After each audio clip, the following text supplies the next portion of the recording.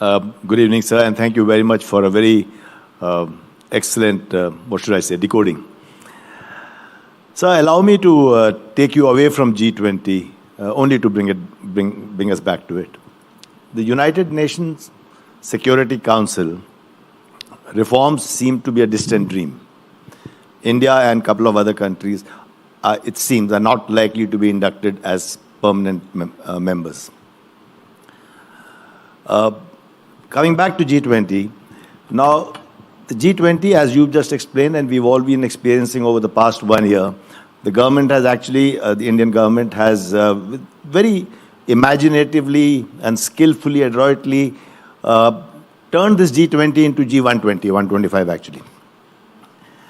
India is also increasingly becoming the voice of the global south.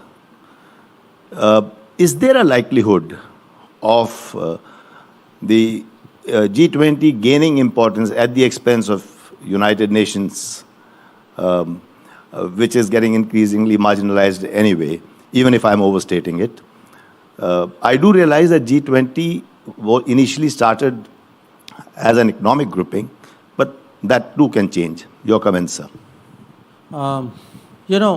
First of all, where the UN Security Council and UN reform is concerned, it's not going to be easy, but I would urge you not to be pessimistic, because the really big achievements do take time, they take hard work, they take a lot of negotiation, and I'll give you a very good example of it.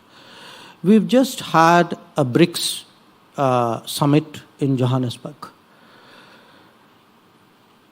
If you look at the summit declaration, for the first time there is an explicit membership reference to Security Council memberships, ships in plural.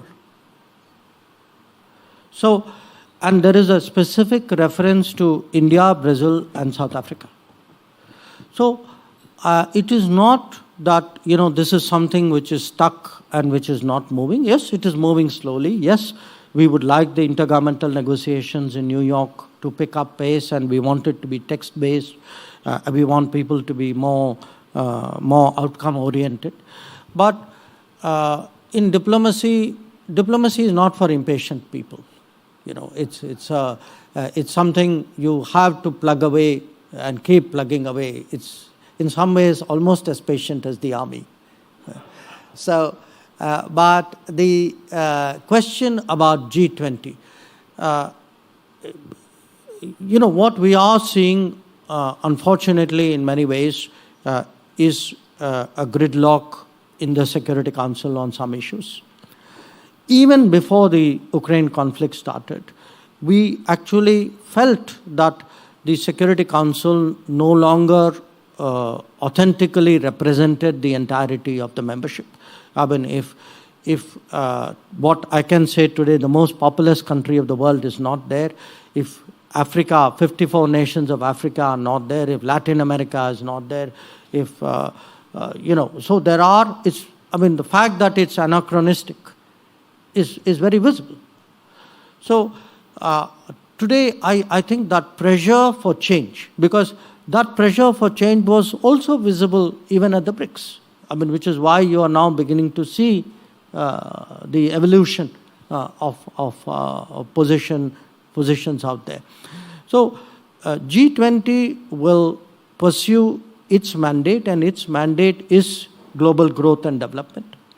The United Nations and the United Nations Security Council has its mandate. The Security Council particularly has a mandate of ensuring international peace and security. One cannot substitute for the other.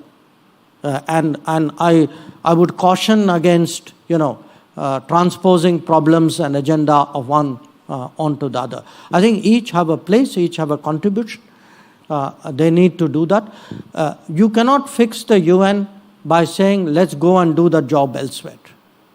That will not fix the UN. It will actually make for a weak and increasingly ineffective UN, which is the direction in which we see it going right now.